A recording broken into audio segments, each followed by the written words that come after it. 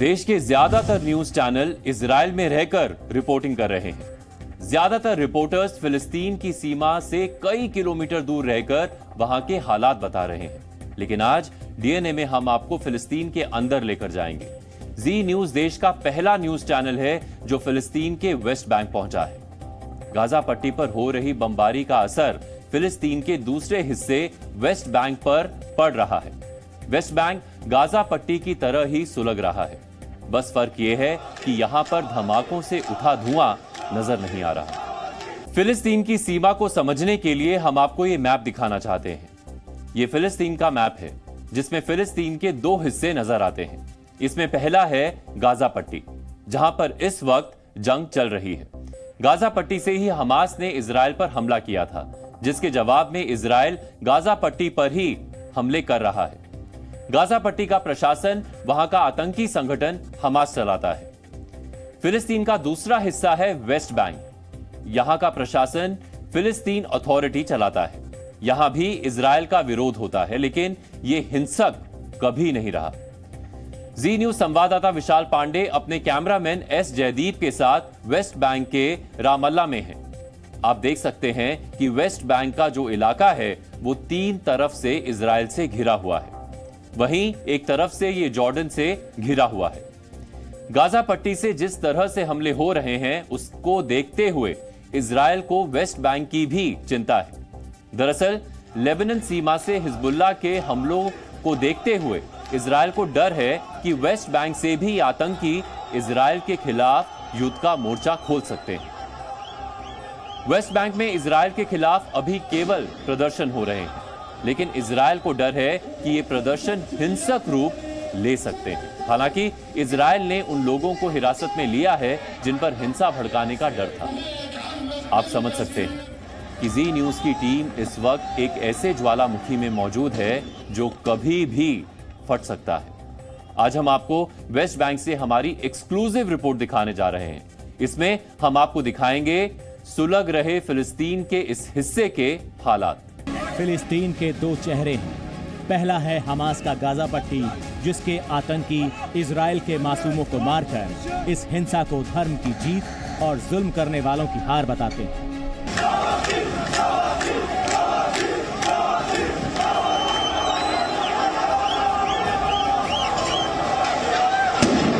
दूसरा चेहरा है वेस्ट बैंक, जहां के लोग गाजा पट्टी पर हुई इजरायली बमबारी के विरोध में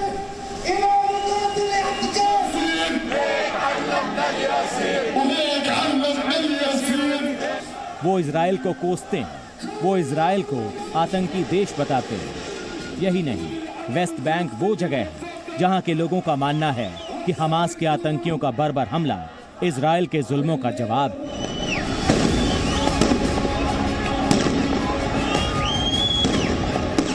गाजा पट्टी में मारे गए नागरिक मासूम हैं और इजराइल में मारे गए मासूम नागरिक इजराइल के ही जुल्मों का जवाब है।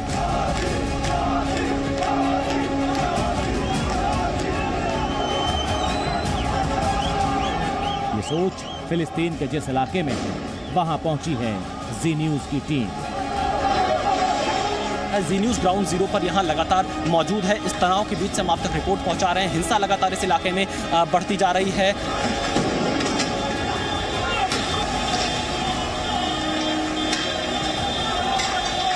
जी न्यूज की टीम इस वक्त फिलिस्तीन में मौजूद है। ये फिलिस्तीन का वेस्ट बैंक है और रामाल्ला में हम ये ग्राउंड रिपोर्ट दिखा रहे हैं, क्योंकि जिस तरह से इजराइल ने गाजा पट्टी पर अब हमला किया है, उसके बाद वेस्ट बैंक में भी यहाँ पर कई जगहों पर जो संदिग्ध हैं उनको हिरासत में लिया गया। इजरायली डिफेंस फोर्सेस की तरफ से, इजराइल की सेना की तरफ से अब तक लगभग 800 गिरफ्तारियां अकेले इस वेस्ट बैंक से हो चुकी है, जहां पर मैं मौजूद हूँ।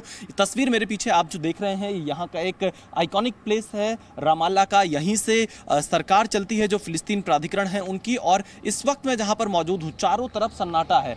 सड़कों पर सिर्फ जरूरी गाड़ियां यहां पर चल रही हैं, लोग अपने घरों में कैद हैं और साथ ही मैं देख रहा हूं सब कुछ यहां पर बंद पड़ा हुआ है।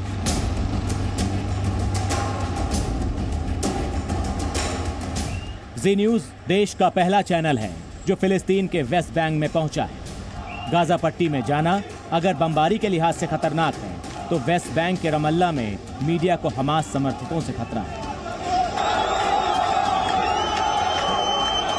जहां के लोग हमास के आतंकी हमले को जायज मान रहे हों, वहां इजराइल के जवाबी हमले की बात करना खतरे से खाली नहीं है।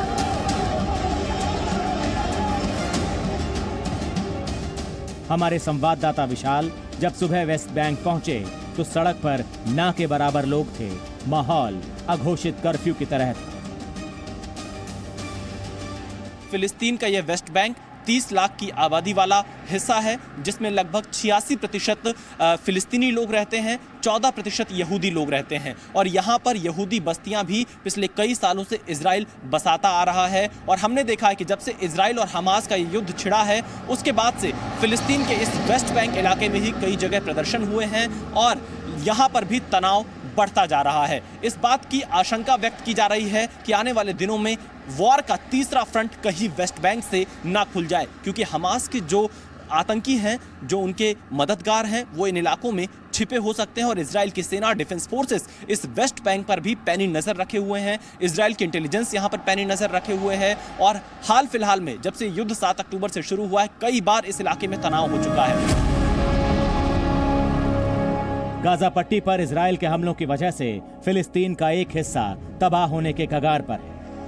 यही बात वेस्ट बैंक के लोगों को परेशान कर रही है। हालांकि यहाँ के हालात गाजा पट्टी की तरह नहीं हैं। यहाँ से इजराइल पर रॉकेट हमले तो नहीं किए जाते, लेकिन यहाँ लोग सड़कों पर उतरकर अपनी नाराजगी जताते हैं।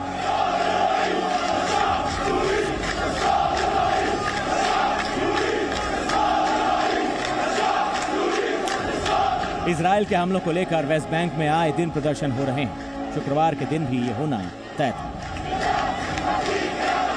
मैं सीधे आपको तस्वीरें दिखाता हूं ग्राउंड जीरो से। देखिए कैसे लोग हाथों में झंडे लेकर आगे बढ़ रहे हैं। इस इलाके में प्रदर्शन के लिए चेहरे छिपाकर भी कई लोगों ने रखा हुआ है। लोगों के हाथ में पोस्टर्स हैं। ये तस्वीरें आप सीधे रमल्ला से देख रहे हैं, जो कि फिलिस्तीन के रमल्ला में ये पूरा इलाका है। भारी संख्या में लोग अब यहाँ पर इकट्ठा हो रहे हैं। महिलाएं हैं, बच्चे भी इस प्रोटेस्ट में शामिल हैं, क्योंकि जिस तरह से 7 अक्टूबर से इस युद्ध की शुरुआत हुई है, तब से ही आप देखिए यहाँ वेस्ट बैंक में तनाव काफ़ी बढ़ता जा रहा है। जी न्यूज़ ग्राउंड जीरो पर यहाँ लगातार मौजूद है। इस तनाव के बीच से हम आप तक रिपोर्ट पहुंचा रहे हैं। हिंसा लगातार इस इलाके में बढ़ती जा रही है। ये तस्वीरें मैं आपको ग्राउंड जीरो से दिखा रहा हूं। अब दूसरी तरफ मैं आपको थोड़ा आगे लेकर चलता हूं, जहां पर यह विरोध प्रदर्शन जारी है। इस विरोध प्रदर्शन में आगजनी भी यहां पर की गई। कुछ टायर्स में आग लगाया है प्रदर्शनकारियों ने। ग्राउंड जीरो पर इस वक्त जी न्यूज़ मौजूद है।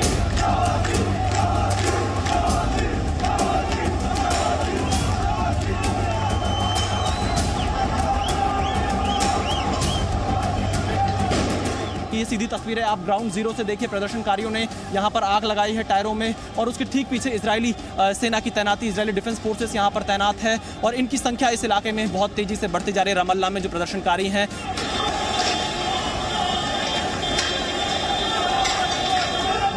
जो हालात यहाँ पर बने हुए हैं, वेस्ट बैंक में तनाव 2023 में बहुत ज़्यादा बढ़ गया है। और इस दौरान इजराइल के जो डिफेंस फोर्सेस है वो यहाँ पर लगातार छापेमारी भी कर रही है, संदिग्धों को गिरफ्तार भी कर रही है जब से इस युद्ध की शुरुआत हुई है। और इसके बीच एक बार और मैं तस्वीर आपको उस तरफ की दिखाता हूँ। देखिए एम्बुलेंस की गाड़ियाँ मौके पर जा रही हैं, क्योंकि यहाँ पर आंसू गैस के गोले भी बीच बीच में छोड़े जा रहे हैं। लेकिन इन सब के बीच बड़ी आगजनी की तस्वीर आप देख सकते हैं। पूरे आसमान में धुआं उठ रहा है, हाथों में झंडे हैं जो प्रदर्शनकारी हैं। और ये तस्वीरें आपको सीधे फिलिस्तीन से मैं ग्राउंड जीरो से पहुंचा रहा हूं। यह हिंसक प्रदर्शन लगातार रमल्ला वेस्ट बैंक में जारी है। हालांकि वेस्ट बैंक के हाल यहां लगे इस झंडे की तरह है, जो फिलिस्तीन की शान बनकर लहरा रहा है। लेकिन फिलिस्तीन पर पड़े जख्मों की तरह इस झंडे का हाल भी जर्जर है। ऊपर से शांत दिखने वाला यह हिस्सा अंदर ही अंदर सुलग रहा है। Whatever goes on in Gaza affects everything here in the West Bank, because now we have a strike. We have the strike since 3 days now because of the bombing of the hospital in Gaza, and also we have like a lot of protests and demonstrations here. People have a lot of clashes with the Israeli soldiers here on the checkpoint, on the DCO checkpoint. We have more than 50 martyrs now in the West Bank, and more than 37 children got killed. West Bank के लोग Hamas जैसे आतंकी संगठनों को किस नजर से देखते हैं और ये लोग इजराइल के हमलों को किस नजर से देखते हैं, उसका अंदाजा हनीन की बातों से लगता है। it's not a terrorism, it's a response to whatever Israel is doing among the years, you know. Israel has been killing Palestinians and kidnapping Palestinians since 1948 till now. And, you know, like, whatever we do is nothing comparing to what they are doing, you know. And they are like, if you look to the numbers, you know, this war is like, maybe it's the most war that Hamas could kill from Israelis, but you know, like they doesn't go after civilians. They go after soldiers. They are killing Palestinians since years, you know, and nobody does anything. And when we try to respond to this attack and to respond to whatever they are doing, all of this violence and kidnapping and killing, what we do is nothing comparing to them, you know, and it's our response. West Bank के Ramallah में पिछले कई दिनों से Israel के खिलाफ विरोध प्रदर्शन हो रहे हैं। ये विरोध केवल गाजा पट्टी पर हुए हमलों को लेकर नहीं है, बल्कि ऐतिहासिक रूप से देखें तो इजराइल के खिलाफ यहाँ ऐसे ही प्रदर्शन होते आए हैं। जी न्यूज़ इस वक्त फिलिस्तीन के रमल्ला में मौजूद है। ये वेस्ट बैंक है और वेस्ट बैंक में इजराइल का भी बहुत सारे इलाकों पर अपना नियंत्रण है।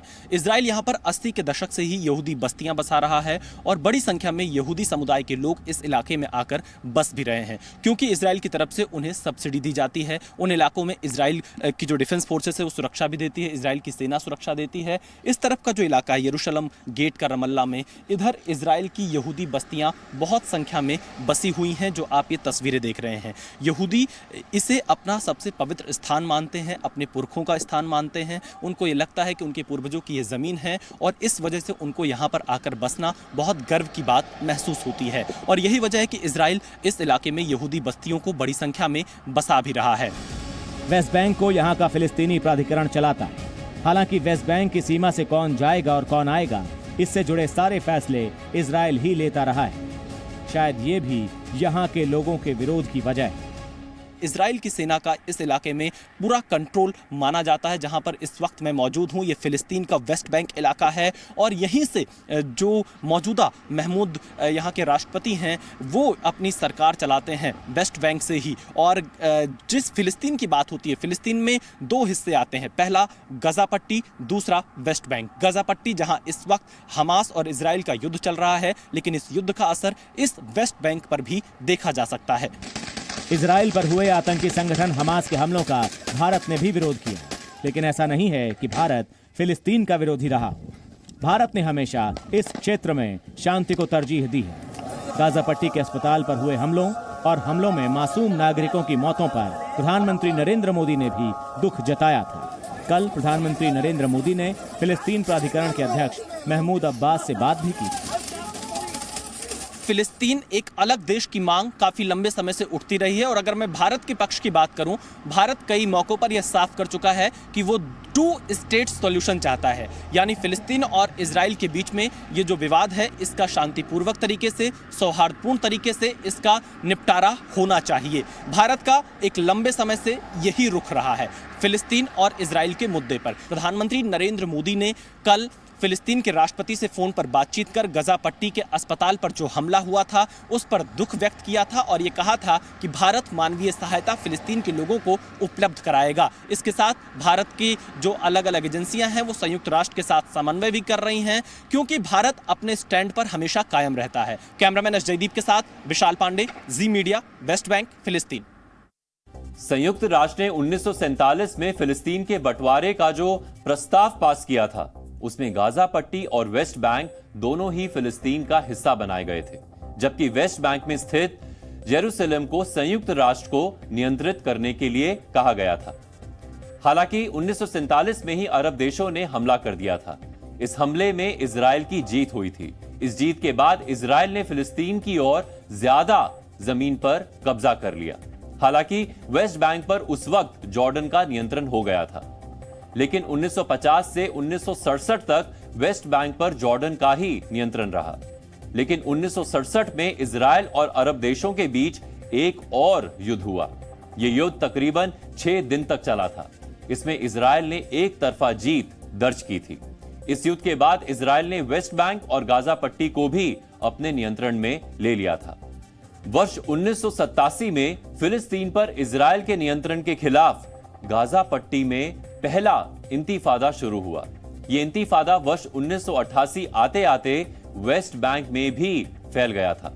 इंतिफादा का मतलब होता है व्यापक विद्रोह, यानी गाजा पट्टी और वेस्ट बैंक के लोगों ने इजराइल के नियंत्रण के खिलाफ व्यापक विद्रोह शुरू कर दिया था। वर्ष 1987 के इस विद्रोह के दौरान गाजा पट्टी में आतंकी संगठन हमास बना। वहीं वेस्ट बैंक में यासिर अराफात की पार्टी पीएलओ का नियंत्रण हो गया। 1973 में अमेरिका के बीच मध्यस्थता के बाद ओस्लो एकॉर्ड पर हस्ताक्षर किए गए, जिसके तहत पीएलओ ने हिंसा का रास्ता छोड़ दिया और इजराइल ने वेस्ट बैंक का नियंत्रण पीएलओ को दे दिया। वेस्ट बैंक पर फिलिस्तीन अथॉरिटी का प्रशासन चलता है। यह पीएलओ का ही एक हिस्सा है। वेस्ट बैंक में प्रशासन भले ही फिलिस्तीन अथॉरिटी चला रही हो, लेकिन वेस्ट बैंक की सुरक्षा, यहां आने जाने से जुड़े मामले इजराइल ही देखता है। इजराइल यहां पर बड़े पैमाने पर यहूदी बस्तियां भी बसा रहा है, जो यहां के फिलिस्तीनी लोगों के विरोध की एक बड़ी वजह है। दरअसल गाजा पट्टी की आबादी करीब 23 लाख है। वहीं वेस्ट बैंक में 30 लाख फिलिस्तीनी रहते हैं। इसके अलावा वेस्ट बैंक में 4,70,000 यहूदी भी रहते हैं। ये यहूदी इजरायली कॉलोनियों में रहते हैं। यही नहीं, करीब 3 लाख यहूदी जेरूसलम के आसपास बनी इजराइल के बसाए क्षेत्रों में रहते हैं। कुल मिलाकर अकेले वेस्ट बैंक में ही 7.5 से 8 लाख यहूदी रहते हैं। इस वक्त वेस्ट बैंक में यहूदियों की 250 से ज्यादा बस्तियां हैं। इन बस्तियों को संयुक्त राष्ट्र समेत कई देश गैर कानूनी मानते हैं। ये बस्तियां ही वेस्ट बैंक के फिलिस्तीनियों और इजराइल के बीच विवाद की एक बड़ी वजह है। जानकारों का मानना है कि वेस्ट बैंक में यहूदी बस्तियों के बढ़ने की वजह से फिलिस्तीन का अलग स्वतंत्र देश बनना लगभग नामुमकिन सा हो गया है। दरअसल ये यहूदी बस्तियां वेस्ट बैंक के अलग अलग क्षेत्रों में बसाई गई हैं।